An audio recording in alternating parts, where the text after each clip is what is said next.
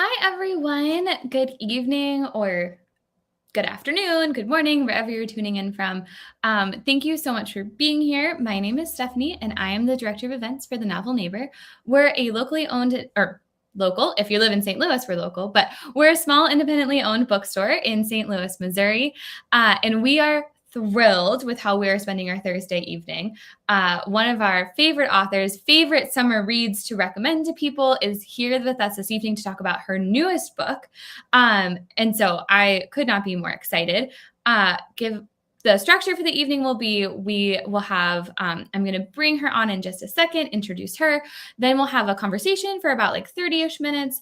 And then we will do a question and answer. But please feel free that if you have questions that come up while we're talking, if you are like, Stephanie, why have you not asked that follow-up question? Throw that in the chat. We want to make sure that we're getting to the questions that you want to know about the books. So please feel free to drop those anytime. But again, we'll have some dedicated Q&A at the end. And then, of course, we'll do a regular this or that questions. If you've joined us for an event before, whether virtual or in person, you know that's one of our favorite things. And we'll ask for your participation too. So it should be a lot of fun before we end our evening. So without any further ado, I am going to introduce our amazing author, Chanel Cleeton, who is the New York Times and USA Today bestselling author of The Most Beautiful Girls in Cuba, The Last Train to Key West, When We Left Cuba, and Reese's Book Club pick Next Year in Havana. Originally from Florida, she grew up on stories of her family's exodus from Cuba following the events of the Cuban Revolution. Her passion for politics and history continued during her years spent studying in England, where she earned a bachelor's degree in international relations from Richmond, the American International University in London, and a master's degree in global politics from the London School of Economics and Political Science. Cleeton has also received her Juris Doctor from the University of South Carolina School of Law. So, Chanel, thank you so much for joining us this evening. Thank you so much for having me. I'm so thrilled to be here. Yes. How are you doing? How's the tour going? It's going so well. It's been really fun to get to talk to readers and to kind of hear everyone's thoughts about the book. And this is always, writing is such a solitary endeavor that this is always the great part where we get to kind of go out and virtually, chat with people and interact with readers, which I absolutely love. Yeah. Is that like your favorite part of touring, is like getting to talk with readers, or is there something else that is even better? I think just being in the company of book lovers. I mean, I obviously first and foremost am a reader. And so I love, getting to chat about books, getting to hear what everyone's reading and loving. And it just, the energy is always so wonderful when I do these events. I really love it. So thank you. We love that. I'm really excited. I did not hold it up earlier, which is a shame on me. But Our Last Days in Barcelona is our newest book that we got to devour. Incredible. I'm super excited to talk about it. Obviously, we'll talk about kind of all of them together as well. Before we get too far in, let's start with talking about where are we in Our Last Days in Barcelona? What is happening in this book? Okay, so all of my books, if you haven't read my previous ones, I kind of rate all of these books as entry points for a reader. So you can kind of jump in. A lot of them are centered around the Perez family, and you meet different ancestors at different points in history. So this book is Isabel Perez's story, and she is one of the Perez sisters. So I first introduced them in Next Year in Havana, which was my first historical fiction book. And then we had her sister Beatriz's story in When We Left Cuba. And now we get Isabel's in Our Last Days in Barcelona. And it's set when We Left Cuba left off. So it's in the 60s. We're in 1964 when it opens. And Isabel goes to Barcelona because her sister Beatriz has disappeared. And she's really worried about her. Beatriz is kind of involved in some espionage and some of the anti-Castro events that were going on during the 60s, and has found herself in some dangerous situations. So Isabel, who's the eldest and kind of taking the responsibility for her siblings, goes to Barcelona in search of her. And while she's there, she uncovers this family secret that takes her back to the 1930s. And we get to learn a bit more about her mother, Alicia Perez, who's very much like the matriarch of the series. She's sort of in the background a lot, but we don't know as much about her past and sort of her motivations. And so this was really an opportunity to meet her, on her own without the lens of her daughters. And her story also coincides with a female cousin who was in Cuba during this time in the 1930s. So we get a bit of life in the 1930s in Spain during the beginning of the Spanish Civil War, and then also with the political situation in Cuba at the time. It's so I think one of our number one questions that we get asked is like, are any of these standalone? And we're always like, you can definitely like pick any of these up if you want to read them in the particular order. Like we can help you as a bookseller do that. But so yes, I want to make sure everyone who's tuning in, if you're like, oh, I have to go back and read all of these, you don't have to. Would highly recommend doing all of that. And we have all of them on our shelves that we are happy to get in your hands. But is it so hard? Like, as you mentioned, we kind of have the Perez sisters, and we started with them in Next Year in Havana, and then we kind of moved down the line a little bit. We've taken a second to get to Isabel. Is it hard to determine in what order you're like connecting and writing everybody, or does that actually like kind of flow out? Have you always known how you were going to like kind of work through giving us each of the family members' story? So I really haven't. Honestly, it's been kind of a surprise for me, along with the readers. When I wrote Next Year in Havana, I wrote that as really kind of a very personal story for me. That story is a dual timeline. It's the story of a granddaughter and her grandmother in Cuba during the Cuban Revolution. The granddaughter is present day. And it was really kind of, to honor my relationship with my grandmother and how influential she was in sort of passing on, Cuban history and traditions, and how important it was for her to keep that alive, even in exile. And so the spirit of that book was one that was just really important to me and really personal. And I thought it was just kind of going to be a standalone. But then as I was introducing the sisters, Beatriz really captured my attention. I absolutely fell in love with her character, and actually stopped writing Next Year in Havana so that I could write the beginning of When We Left Cuba, because her voice was just so strong in my head. And I really had to get those scenes, on paper, and then went back to, Next Year in Havana and started to kind of understand how Beatriz's story was going to evolve based on what happens to her in Next Year in Havana. But I really thought that was it for the Perez sisters for me. I never intended to write Isabel's story or Maria's story. And then it was the readers, their enthusiasm, their passion for these characters. I kept getting kind of notes and emails asking me when I was going to tell the other Perez sister stories. And, that just started to stick with me. And I wrote 2 other books that are set a little bit earlier in history, The Last Train to Key West and The Most Beautiful Girl in Cuba, where we meet Perez ancestors. So those you can kind of read in any order because you're going back in time. But all the while had this idea of eventually getting to Isabel's story, just because I felt like it was something that the readers really wanted.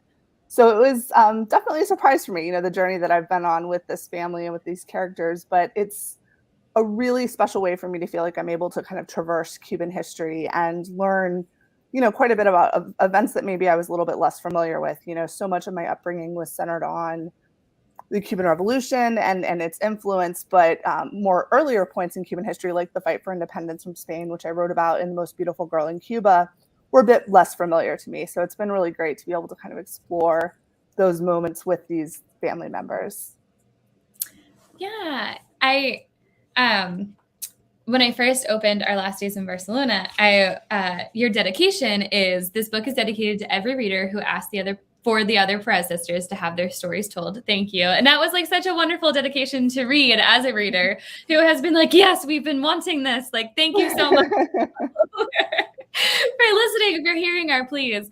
I always think it's so fascinating to hear that you like didn't always know that you were going to write all the sisters, because to me, it's like obvious that I needed all of their stories, and like immediately, wanted to read that. I mean, as soon as I finished Next Year in Havana and the way that left off with like Beatriz, I was thankful that I was reading at a time where I told you like I was getting back into reading, and Next Year in Havana was like one of those that was important. And knowing that I could go right into Beatriz's story was like amazing. So everyone, you're welcome. If you haven't started the series yet, like you get to just kind of move on. You don't have to wait as much between them. So that was fun for me. I wanted to ask, which of the characters, like, I don't want to ask you to pick like a favorite, because that would feel mean as an author. To ask you to choose, it feels like a mother being asked to choose their favorite. But is there like somebody who maybe surprised you the most, where like you were most surprised where their story ended up taking you in them and you hadn't anticipated that? Is there somebody that like kind of did that? So I would say that was definitely Isabel for me. I mentioned that I really wrote the book because of the enthusiasm that I had from the readers. And I'll be honest, part of my reluctance with telling her story, I think, was that I had written When We Left Cuba. That was my last Perez sister book. And I was in Beatriz's perspective. And Beatriz and Isabel often tend to butt heads the most. They're the two sisters that they're the eldest sisters. And they just kind of have very different personalities in some ways. And there's some major conflicts between them and When We Left Cuba.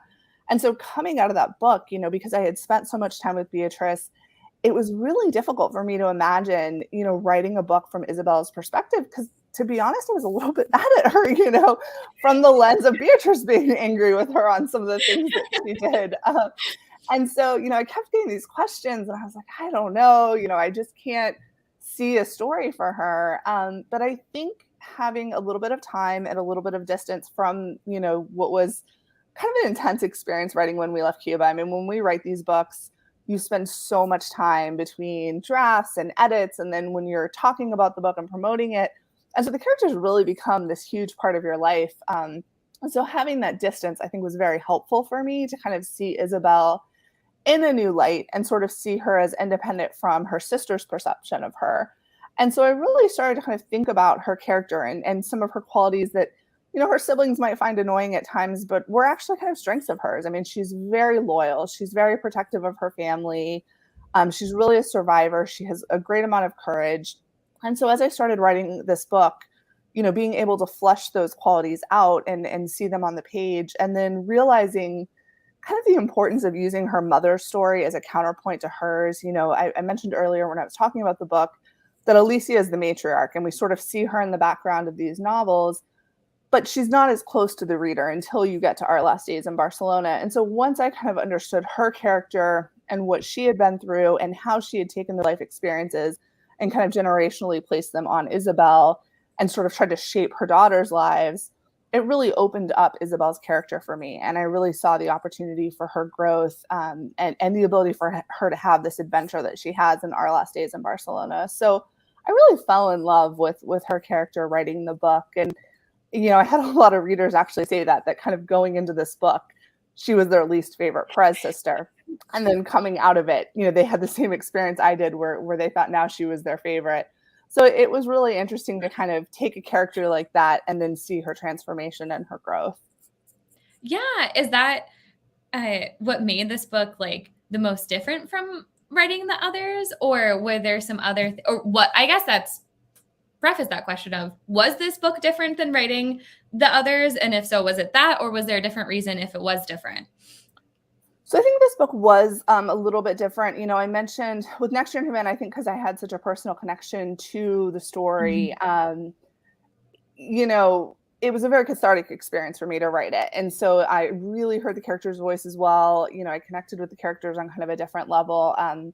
With When We Left Cuba, Beatriz was just such a strong character that it was kind of impossible to not just follow her lead through the book. But Isabel was different. She definitely kind of made me work for it with this one. It was harder to kind of crack what it was that made her tick and why she was the way she was and how we were going to kind of get through the situation that she was in. I don't want to spoil anything if you haven't read the previous books, but the family's been through, quite a bit of trauma, and she's definitely grappling with that.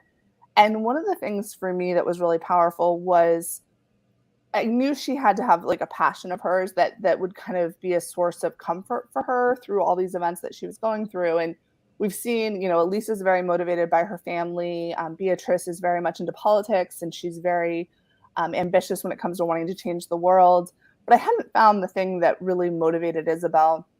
And so I was just kind of trying to understand her character better and thinking about it. And, sometimes you can't explain it, but for whatever reason, art is what came to me.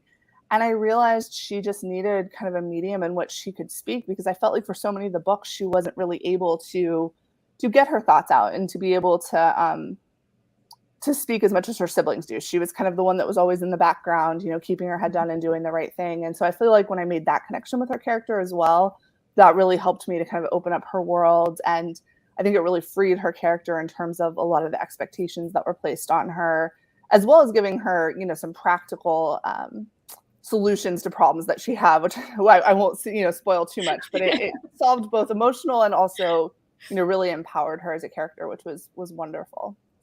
Yeah, that is, I'm like now reflecting on the fact that, again, spoiler free, everyone, we promise, but you do open Our Last Days in Barcelona, where like art is very much at the painting is very much at the forefront of her story immediately. And so was that chapter written when you had you figured that out when you opened the book, or did you have to kind of go back and put that at the beginning of the book?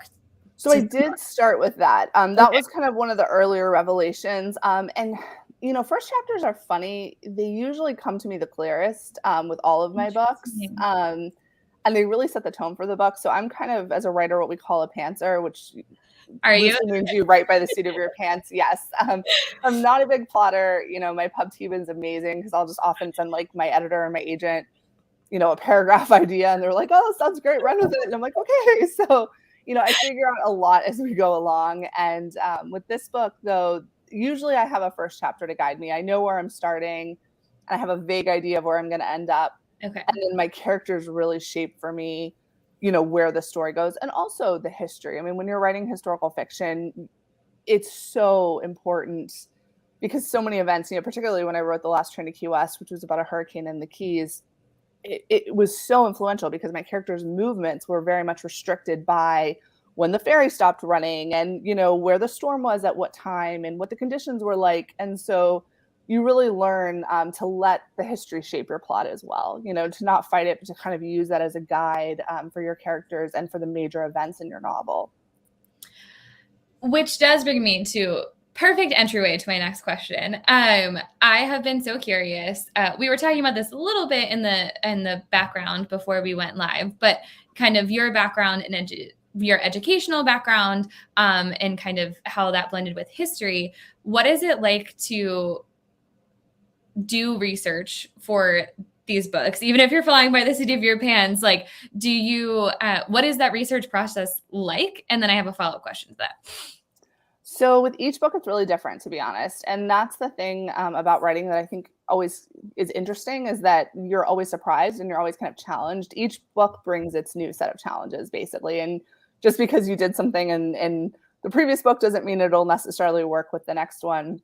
So with my first two books, I think because that was so closely tied to kind of my family history and events that I was very familiar with, I sort of wrote and then researched as I went because it was more like I was filling in places than needing kind of that foundation. With The Last Train to Key West, I really realized I needed to front load my research because, as I mentioned with that book, it takes place over a very short timeline. It's incredibly influenced by the weather and, the geographic conditions in the Keys. And so I needed to know that the ferry was running, at a certain time. And so my characters couldn't make certain decisions because it wouldn't have been possible, in that moment. So that really taught me the importance of front loading.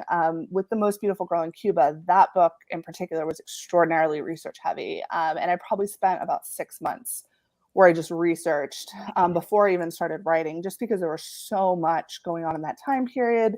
I was less familiar with that. I didn't have as much of a foundation there. And so really spent quite a bit of time with that book. With this book, I front-loaded a great deal of the research. I think it helped going into it with a prior relationship with these characters. And so I sort of knew where we were meeting them, what they were going through. And that definitely gave me a nice starting off point. But definitely doing the research in advance. And then, you always fill in as you write. With The Last Train to Key West, I remember I had one afternoon where I wanted to talk about soap. And I realized, during the Depression, I didn't know what they would have been using to make the soap, what it would have smelled like. And, it was like a sentence, but you go down, this huge rabbit hole of, how was soap made during the Depression and what would it have been like? Because you want that authenticity for your readers. So definitely you'll sit down thinking you're having a big writing day, and then you'll often kind of go off on a tangent where you're, researching Depression soap, but that's what happens. So that's so funny, because my follow-up question was going to be, what is the biggest rabbit hole you've ever gone down, researching, or the most, not even the biggest rabbit hole, but the most weird rabbit hole that you found yourself going down? Was it Depression soap? I honestly can't even at this point, nothing phases you because you're so used to to doing it. And often, like, I will admit, I've gotten to the point sometimes, like, you have to kind of look at what you're writing and be like, is this really an important sentence? Or can we just like pass this by? Like with the depression soap, I kind of was on a mission at that point. So I was like, we're going to find this out. But sometimes I'll be like, this isn't necessarily something that's maybe the best use of my time. Like I can just kind of move on without going down this path. But it depends really, just, and often, you'll think things. I had been to Spain and to Marbella, and the characters go to Marbella in the book. And I wanted to include a place that I had been that's like a town and a marina. And I just naturally assumed, like, of course it would have been there in the 60s. And luckily in edits, I got the fact that it was like 7 years after I needed it to be for the book. But that's the other thing, that with historical fiction, I was talking to another author about it, and they were like, street names change all the time. It's tough. You definitely are constantly, and inevitably there's something that's not right. It always ends up that way. It's not a perfect science, but you try your best. So I imagine that does have to feel, I always think of this when I'm reading historical fiction, of the pressure that authors must feel to accurately represent something, especially like if it's exposing their reader to something new, or like giving them like this background or history that we might have received previously in regular like high school education or whatever it is. And so like, and also something maybe that a reader won't necessarily notice, but like the knowing that you want to get it right so that is that like a lot of pressure or anxiety around it at all? It is. And honestly, even history can have contradicting facts. I mean, we all know this. And so, sometimes you run into that as well, where you'll find certain sources that support one argument, other sources that support another. So, I mean, it really is something that I think you kind of learn to give yourself grace. And, if there's discrepancies, you can put that in the author's note and just do the best you can. And, at the end of the day, we are writing fiction. And so we're integrating the history into a novel and into storytelling. So I think we all kind of, do our best with that as well. Yeah, well, and I think that's something that makes me feel particularly drawn to your writing, is that you give us such a quality historical fiction read. We have a lot that, at least for me, a lot that I was like learning throughout each of your books. A lot I was being exposed to, sometimes for the first time, but also in really heavy stuff. I mean, none of it is, there's joy in little pockets of it, but overall it's definitely heavy material. And you do so well at giving us also something to kind of lift us up. Like when I describe it to people when I'm hand selling it, people don't want a bummer of a beach read. I would not just put this in a beach read category, but I do hand sell it to people in that way of like, it's such a good read in that sense, because there's so much depth to it. There's a lot that you're learning. That's a great historical fiction read, which is something we get asked for all the time. But also you have joy and romance and like all of these fun things that are woven throughout it as well. How do you ride that line, and like how do you make it out as an author? I'm assuming like the research process has to be tough when you're going down all of that. So what is that aspect like of incorporating the joy throughout your books? So I think at its core, that's really what I'm drawn to, is storytelling. And I think, part of it, I wrote romance before I wrote historical fiction. And when I made the transition to historical fiction, and with Next Year in Havana, I mentioned I was really inspired by kind of my own family's history. And I think it was really just that idea of ordinary people kind of living through these extraordinary events and still going about their lives and having so much courage and strength in such difficult situations. My grandmother was pregnant during the Cuban Revolution, and I was just thinking, to be going through such a big personal change at the same time that the world around you is kind of falling apart, what must that be like? And for a lot of people, that's the reality. And so I think finding those human moments, people falling in love, family members passing away, babies being born, all of those moments that happen when the world is in turmoil, for some reason, that is like a core story, is something that I'm really drawn to as an author. And so I think it feels natural to kind of explore those emotions in my books and to honor, that strength and that perseverance that I see in so many people. Yeah, that makes a lot of sense. You do it so well. Is there anything that was edited out of our last days in Barcelona that you still think about? So I'll be honest, we had different protagonists at times. This book was an interesting process. So I have It the sounds most like it. yes, no, I have the most amazing editor. We've been together for about 8 years now, and she's just phenomenal. And so really the editorial process in all of my books is where a lot comes out for me. And she's just really great at, honoring my voice and the story that I want to tell, and understanding what that story is, but also pushing me to do a better job of it than I do in the drafts that I turn into her. So we really worked together on this book, and it took a few rounds of kind of figuring out, how all the pieces fit together, and the characters, and what, obviously Isabel was always at the heart of it. But kind of figuring out the direction that we were going to take the book. So yeah, it's every book's different. It really, I find myself just surprised every time. And that's what, like I said, keeps it exciting. And what I love is I never know kind of what I'm walking into. The book that I'm editing right now, same kind of thing. We talked about something and I'm adding a whole other plot point in that wasn't in the draft that I sent her. And, I'm like, oh, of course this works. Like, why didn't I think of this from the beginning? But sometimes, when you're drafting, there's a freedom for me in drafting. Like, I don't really think a lot about critiques or, anyone else reading it really. Like, I really do kind of write for myself in that drafting process. And then during the editorial process, I tend to be my harshest critic just because, I want the book to be the best that it can be. And so, I'll often be like, oh, that chapter was terrible. Like, what was I thinking when I wrote it? And, just kind of tear it apart and edit. But that's for me, like, the process of how, my books get better. And so I love having an editor that pushes me and that has the same vision I do and can help me realize it when maybe I'm not quite seeing it myself. Yeah, editors are so special. I love hearing about the relationships between authors and their editors, because I do think it gives us insight into how we've gotten what we get to read. It's such a huge, huge part. It really is. And it's a tough relationship. It's so personal. So you really, I'm incredibly fortunate that I found someone that I just click with so well. Mhm. But it's tough because you're putting a lot of trust and they're putting a lot of trust in you. So it's definitely an interesting part of the process.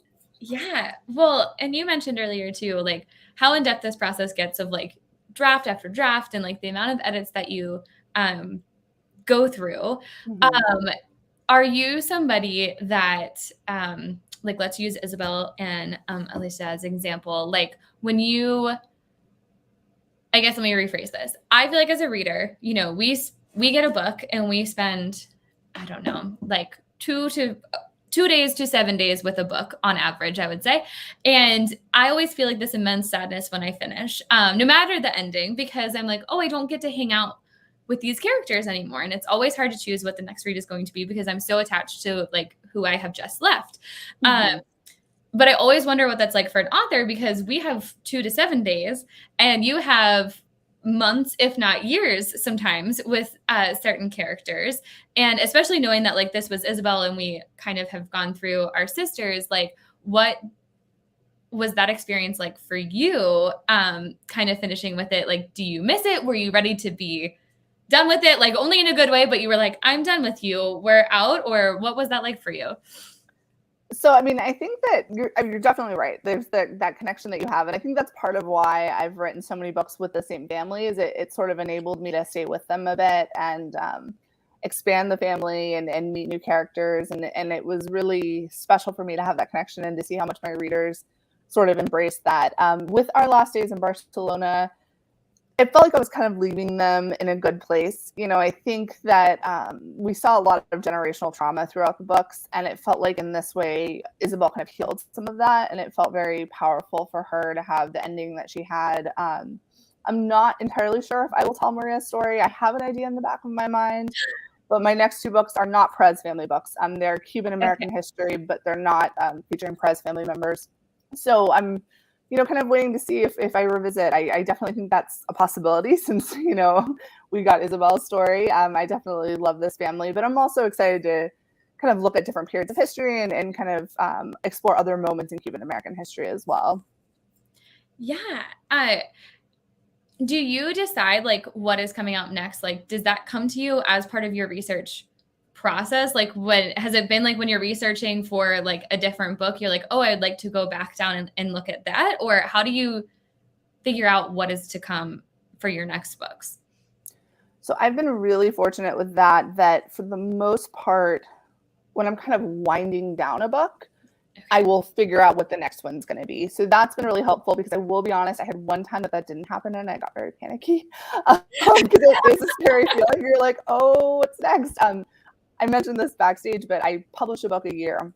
And so to be on that publication schedule, it's pretty much I go from book to book, and often I'm working up multiple books at the same time that are in kind of different stages.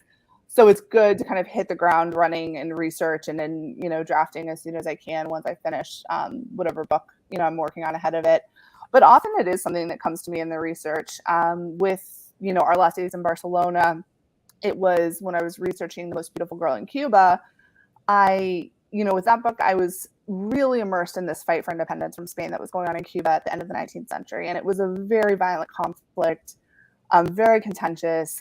And I came across this mention in one of the research materials of Cubans that were going to Spain in the 1930s to join the Republican cause during the Spanish Civil War, to fight on the Republican side, and also all the support that was happening inside of Cuba at that time, fundraising and kind of sending aid to the Republicans that were fighting during the Civil War in Spain.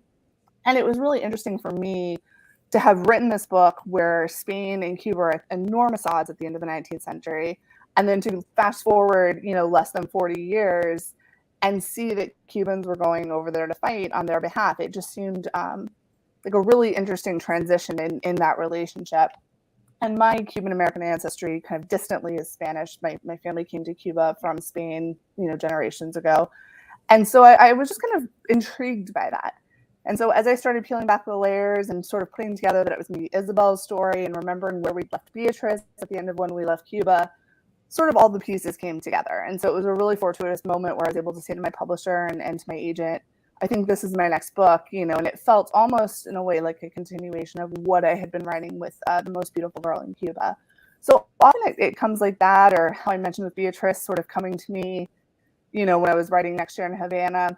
Sometimes I do have to go look for it. It really depends on what it is, but I always know, like, the second that I kind of come on that idea, I know that's what my next book is going to be, and it often sticks with me. And once I can't really shake that idea, that's when, I'll pitch it to the team, and everyone's really supportive about always kind of letting me follow that creative path and explore. It's, for me, I think it starts with curiosity. It's like, what do I want to know more about? What do I want to spend a year plus working on and researching and writing? You really have to have that passion, I think, for the subject that you're exploring.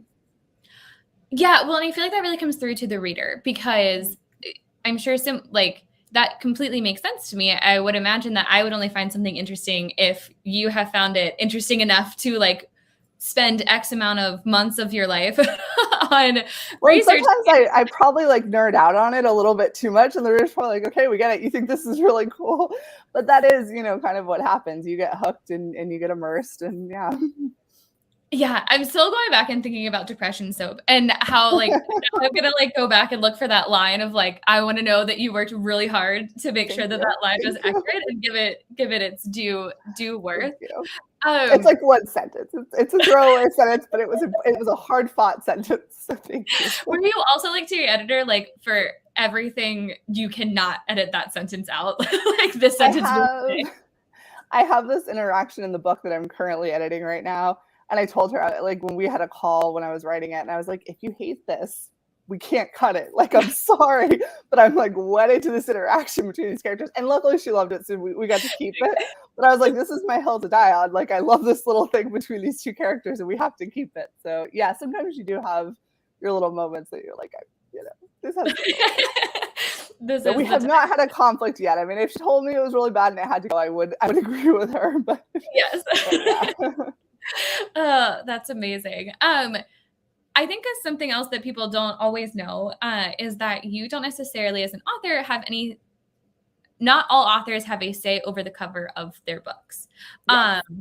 Do you know do you get to be a part of that creative process at all? Or do you just get the surprise when it arrives and you're like, okay, here we are? Or I guess you probably see the cover before it arrives physically at your house. But what is that process like for your covers? Because they're also, I love them. Do you get to be a part of that? So I've been really fortunate with my covers, and like you said, with every author, it's very different. Every publisher, kind of handles things differently. So usually when I'm in the drafting process, I have a call with my editor, and she'll kind of ask me cover ideas. So, and often I'm the only person that's read the book at that point. So it's me giving character descriptions and important scenes in the book that I think would be good to highlight for the cover and that sort of thing. And often that's also when we have the title discussion. So all of it kind of goes together. And then she'll have meetings with the art department and, some of the other departments that go into it. And they start drafting stuff. And then I'll usually get an email with a cover and we'll go back and forth on it. Sometimes it's the first one, sometimes it's not. It's kind of like how I said with my edit process, sometimes, there's a few rounds, sometimes, it's exactly what we all envisioned and everyone's thrilled. But I've been just so fortunate. The art department is phenomenal. And I very much do not have an artistic eye. Ironically, for having written a book, with Isabel as an artist, I that is not at all a gift of mine. And so I give them, what little like character description and, hey, I think it'd be really great if we could put this on the cover, but it's very much their vision and their talent that they just create these incredible representations of my books. So I'm very, very fortunate and very grateful. I think that, really is kind of one of the first interactions that we get to have with the reader and with booksellers and librarians. And so having that great cover is just so important and something I'm just really, really grateful. And I love, how they all look together. That's definitely something we talk about is, do they all kind of look cohesive because they're all representing the family members and wanting to keep that for readers as well. They look so cohesive, but they also, I feel like they represent very well. Like if you're somebody who feels that the family members fairly well, like you're like, that makes sense for who got what. Like this is all playing out perfectly. Yeah, I always love hearing about that. We just did an Instagram live with the author of On Rotation, which just came out on Tuesday. And she was like, yeah, they sent me some like great covers. But I finally just was like, can I do it myself? Oh my goodness. Wow. Artist, so she like got to actually make her own cover, which I was like, I That's had no incredible. idea.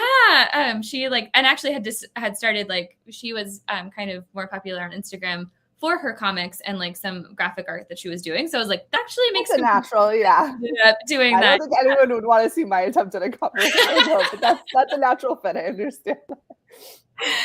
I do want to make sure that everyone knows that you're welcome to ask a question. If there's anything we haven't covered this evening, or you want to make sure that we get answered, or just if you want to leave a comment for me to read out loud, please know that you can do that anytime. I don't want to monopolize all of the questions, even though I have so many of them. I want to go back. I realized I forgot to ask you a really important character question that I was really excited to hear your answer on. So no pressure, but we talked a lot about the Perez family and kind of like the lead characters of your books, but is there like a secondary character? Because you write amazing characters, and I feel like I'm attached to like every person, not even just like who I'm supposed to be attached to, or who you intended us to get attached to, I guess I could say. And so like, again, not asking you your favorite secondary character, but like, are there secondary characters that you're like, wow, I wish I could spend more time with them, but like they had to get like left in that story, like there's no way to kind of bring them forward? Or are you like, no, everyone got exactly what they wanted and I think nothing of any of you? No, that's a great question, and I'm gonna dodge it a little bit to not That's fair. There is a secondary character that I have a thought for how it would bring into a new book and make a primary character. But I don't know. We'll see. We'll see what kind of the path. But yes, I really, I connect with all my characters. I mean, even the villains, I try to put parts of my personality into all of my characters, because I find during the writing process, sometimes I just don't talk to you. Like sometimes you sit at your desk and you're not hearing the voices you need to hear, and it can be overwhelming, and you're like, what would they really do next? And I find that if I can have some sort of connection with them, even if it's a small thing, like, we like the same kind of food or whatever it is, I can tug on that when I'm trying to get the character to talk to me, and that will often open up that relationship. So I definitely really bond with all of my characters. I mean, obviously my heroes have a very special place in my heart. I do love writing romantic storylines. I mentioned that I wrote romance before. And so that interaction between the love interests in my book is something that I really enjoy. exploring. And so that's very fun for me. And I always kind of, have that special bond with them as well. But really all of the family members. I mean, I feel like these books, everyone kind of comes together in different ways, and they all play kind of an important role in each other's lives. And so you do sort of get attached to them and feel that bond for sure.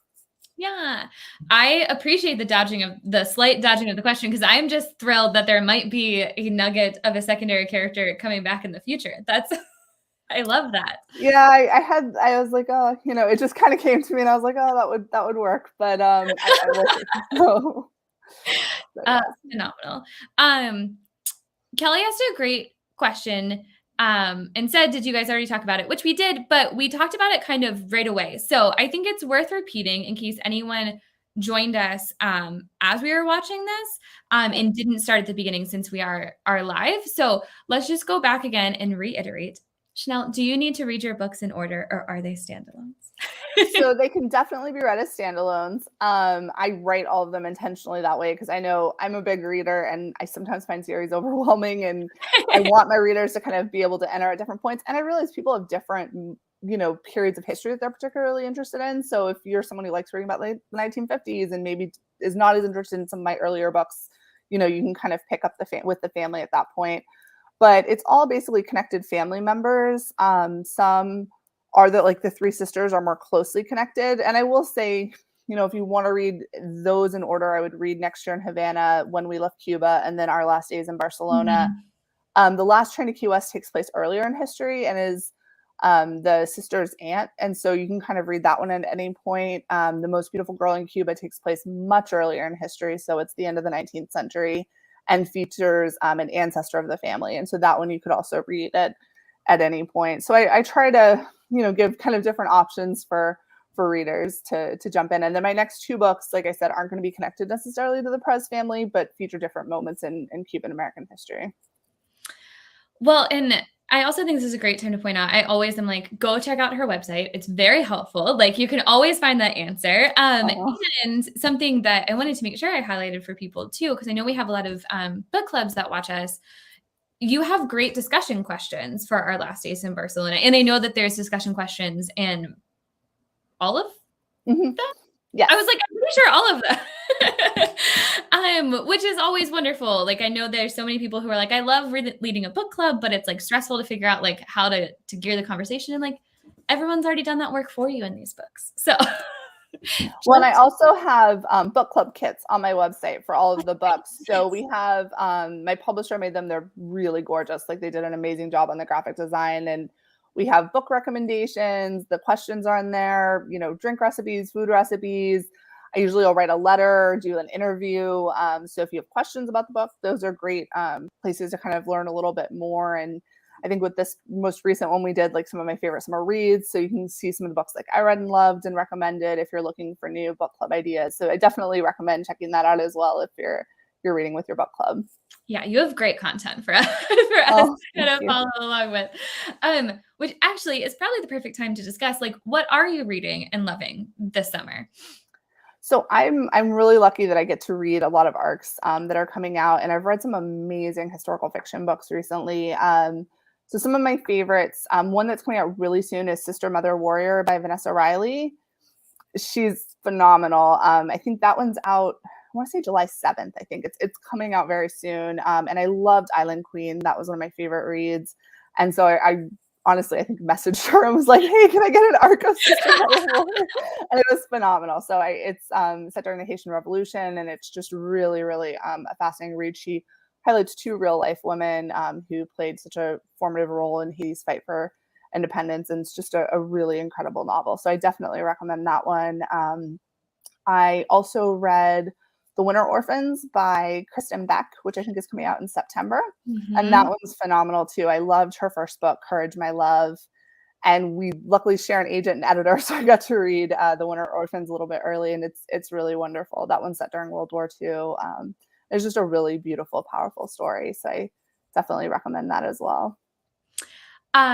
It's so funny that you bring up Vanessa Riley, because it's only like a 15-minute spoiler. So I just was like looking at the time. We have a virtual book club that meets because we used to do hybrid and then we went back to kind of just doing in person, but we wanted an option for people. So we do a virtual book club if anyone's watching and wants to participate in it.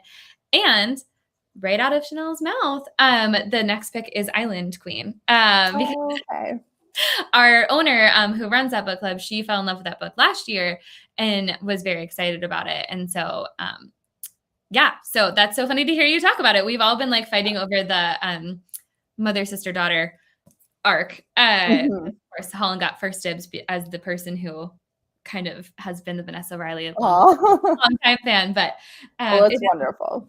Yeah.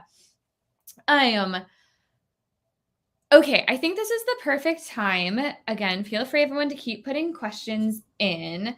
But I think it's the perfect time to transition to our this or that questions. Okay. So, and again, everyone's encouraged to participate. You can throw into the chat if you have any specific, or not specific, if you have any opinions that you want to share with the group, that you're willing to put on record. You know, the internet is forever. Okay, so again, there's very few rules. It is just, I'm going to give you 2 options. And if you don't like those options, you have to, Kelly just came in. Oh, Kelly, I meant to ask this question earlier. Okay, we're pausing on this or that. Kelly has another question. It's a great question. Okay. Have you traveled to Cuba, and if so, when? So I have not been. My family, it's kind of a contentious subject in my family, to be honest. My family came as refugees in 1967, and they lived through 8 years of Castro and just kind of went through some really difficult times. And so we were supposed to go in 2016. We had a family reunion planned. On my grandmother's side, she had quite a few sisters and a brother. So there's quite a large family. So there were like 60 of us that were going to go when travel had opened up. And my grandfather just became very upset with the idea of us going. And it really sparked a conversation in the family about, you know, his feelings on the matter and whether or not it was kind of the best time. I have family that has gone. We have family friends that have gone. Like, I completely understand and respect, you know, why people choose to go. But with him feeling as strongly as he did, it just didn't feel appropriate at the time. So I have not been. It's something, you know, I sort of grapple with and I think about a lot, especially writing these books. It's definitely, you know, something that's been such a huge part of my life. But I also know all that my family went through and kind of understand their feelings on the matter as well. So it's one of those things, you know, it's definitely kind of my number one bucket list. But I'm hoping that when things change, you know, it will be different. So. Yeah. Thank you so much for sharing that and giving us kind of that viewpoint.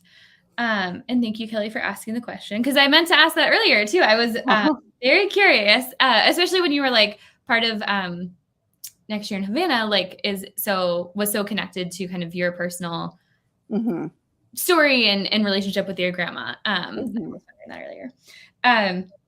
Okay, back to this or that. There's no rules. You just have to provide a third option if you don't like the either option provided. We're kind of doing some summer themed questions. The first one is a softball question because I'm pretty sure I already know the answer, but would you consider your perfect beach read a romance or a thriller? Actually, I know. So I'm a really big thriller reader. I love that I asked it so that I almost didn't ask it. I was like, surely. I do love true romance, but I probably mostly read suspense out of any genre, to be honest. Yeah. Really? Yeah. Oh my goodness. What is do you have a thriller that is just one of your favorites of all time? So I just read Jennifer Hillier's, I wouldn't say it's a favorite of all time, but I just read her new book. I got it through Book of the Month, Things We Do in the Dark. And I had read Little Secrets 2 months ago. I had never read her before, and Little Secrets was phenomenal. And then I read this one and also phenomenal. But yeah, I love Karen Slaughter. I'm trying to think. I loved Alyssa Cole's thriller that came out a couple years ago. Yeah, that was amazing. So good. Riley Sager. Lisa Jewell. I'm sorry? Lisa Jewell. Do you ever read any of these? I've read one of hers, I think, and I was going to get her new one. Is it The Family Upstairs? The Family Remains. Okay, that one. Yes, I was going to get that one. I haven't gotten it yet. So yeah, no, I do read a lot of suspense. I love knowing that. That's kind of my secret writing dream, and I keep putting more suspense into my books because I want to filter my suspense. I would love a suspense thriller from you. I feel like you could do a really good like spy thriller. I feel like that could be. I may have a draft of a spy thriller that I wrote years yeah. ago. So. That feels right. Oh, incredible. Well, yeah, as a bookseller. So I'm already shaking things up with this or that. Sorry. No, that's perfect. But I do love to read romance. Favorite. Well, yeah, people come into the store and they're like, I want a beach read. And you're, as a bookseller, you always have to be like, okay, but what does a beach read mean to you? Because I am strongly on like, I love reading across all genres. For some reason, reading romance at the beach is like one of my favorite things. And so, yeah, I'm on that side. So it's always so fun to know. I think I like murder at the beach. I don't know what that is, but I do realize like when I go on vacation, that tends to be what I gravitate toward. That's incredible. Actually, well, and so what I think would be like the perfect melding of just everything for you is you should read My Killer Vacation by Tessa Bailey, which is like everything romance and still also a murder mystery at the same time. But I will have to check that out then. There we go. Like a perfect melding of the two, in my opinion. But speaking of beach reads, are you even a beach person or are you a mountain person? Definitely beach. I would say definitely beach. I don't like being hot, but definitely beach. When you paused for a second, I was like, are you also about to tell me that you grew up in Florida and you're a mountain person? I'm not super outdoorsy. So like I'm not hiking or anything, but I don't like being hot. But yeah, I would say beach. I know it is tough. Like well, we'll get into it with this next question. I do not like being hot on the beach. And then there's always the issue of, are you an ocean beach person or a pool beach person? I'd say both. I would say both. It depends. I don't love the sand. The sand? Yeah, no, I don't agree with you. But there is something like so cathartic and like relaxing about the sound of the waves. And I feel like pools tend to be less relaxing. So I don't know. It's a tough one for me. Maybe a little bit of both. I'm like all for the ones where like the pool is right, like the sand and the ocean are. Oh, it's that's a good combination. There, you still get the view, but not the Yeah. Well, because I don't like to be hot, and I'm terrified of the ocean. I have to. Okay. One of my friends is watching this, and she's gonna end up making an embarrassing comment, but she knows that like I have to be carried into the ocean if you want me to participate, because I don't like feeling like you just have to get me to the point where like my feet aren't touching anything, because I don't like not knowing what I'm stepping on. So it's like this very strange fact about me. But I'm just like, I don't want to be hot on the sand and not be able to like cool off. No, it's fair. You have to cool off for sure. Yeah. Yeah. So yeah, lots of comments about that. Okay, this is another one. There they come in. Everyone's favorite summertime treat, maybe not for you though, but say it is, ice cream. Are you an ice cream cup person or an ice cream in a cone person? I'm a cup person. I am an ice cream person. I like the cup, the dripping. So. Oh my gosh, I feel so understood. I sound so like I made this right now. No, we just had an event last night with Teresa and Fowler, and she was laughing at me because I was explaining, because she's firmly in the cone corner. And I was like, cones, and so was everyone in the room, admittedly so. And I am very much with you, where like I get very stressed eating ice cream. Yes. You do. And I don't feel like timeline going. Like, yes. No, I agree. I mean, the cone does taste better for sure. And if they could make like less drippy ice cream, like ice cream that lasts longer, maybe I'd be there. But yeah. Yeah, well, and they think they're doing you an extra favor. They're like, I gave you an extra scoop, and you're like, terrible. I can't control that. What am I supposed to do? No, definitely. Wow, we have very similar summer tastes, is what I'm learning. This last question led to a lot of contention every time it's been proposed. Chacos or Tivas? I'm a neither.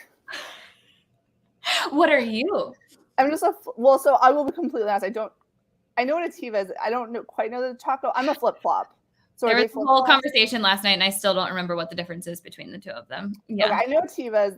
Those I don't wear. I don't know tacos as much, but I'm just like a flip-flop. I'm a Florida girl, like just flip-flops all day, basically. Like of like my nice flip flops, casual flip flops.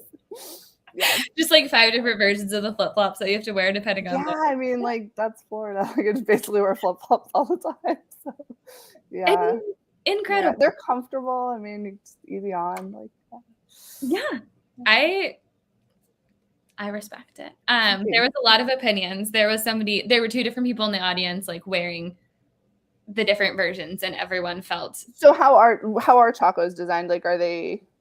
Is I it like think a flip flop or? Aaron's gonna be so mad at me. Aaron, if you're watching this, I'm sorry that I don't remember. I'm like picturing her feet last night. Chacos are like they're multi-strapped, but Tivas I think have like the loop over your toe or the something. Tivas, and don't they have something on like your ankle? I think too. Yeah. I don't like anything on the ankle. Yeah, no, I think just a comfort, like flip flops just easy. Yeah. I'm flip flop or like slide on. So this is like I have no skin in this game in terms of I'm like I don't know. They both seem great if I were to wear them, but I don't. But people who do wear them are very passionate about. That's fair. Yeah. Some people in the audience were firmly also in the Birkenstock corner. So it really. Yeah, I will admit I'm not a Birkenstock either. My best friend is really into Birkenstocks, and she keeps trying to convince me, and I'm like, I haven't gone that way yet, but we'll see. Maybe. I did get like those like rubber ones that aren't actually Birkenstocks; they're like off-brand, but that everyone's wearing this summer. Yeah. Those. So I did like that. So I was like, okay, maybe like this. They were comfortable. So yeah, I don't know. I love that. Sorry, this is like no, this is the whole point. This is everyone loves learning like weird things about all of us, I'm sure. Okay, fantastic. I'm getting feedback that claiming that I can't tell if this is a typo or fit flop is the ultimate, but I don't know if that was supposed to be flip flop. I don't think oh, okay. Well, I will have to look now because I'm curious. If not, I know. I'm like, it's a fit flop. Yeah, I'm gonna go look at it. I might be missing like a life-changing experience. My shoe game. Yeah, for it. We also had a question come in that I think is a great question. So it's a brand. Yeah, Fit Flop is a brand. We're missing out. I am definitely gonna check this out. Thank you. No, I'm excited now. Okay, we're gonna find out. My first Google after we get off. Yeah. So Sean is wondering, if you weren't an author, what do you think would be your occupation? So I really loved, and we mentioned at the beginning, my degrees are in international relations and global politics, and I really loved, working in that field. I worked a little bit in that as a consultant, so I'd definitely be doing something in that arena. Yeah, that would be, I'm sure, fun and stressful all at the same time. Well, and it's nice with historical fiction because I still get to kind of bring that passion in, to my books, so and with the research and everything. So 100%. Well, everyone watching, thank you so much. Thank you for these incredible comments and engaging in us. Chanel, thank you so much for this conversation. Thank you so much for your books. I just want to say our last days in Barcelona, we have these and everything else that you have written. So if you're in St. Louis, we would love for you to stop by and pick it up. But also if you're not in St. Louis, we are happy to ship them to you. You can purchase them online. Anything you want to say before we sign off this evening? I think that's it. This was so wonderful. Thank you all so much for joining us. And thank you so much for having me, Stephanie. This was so much fun. And I really had a great time. It was a great way to spend a Thursday night. So thank you.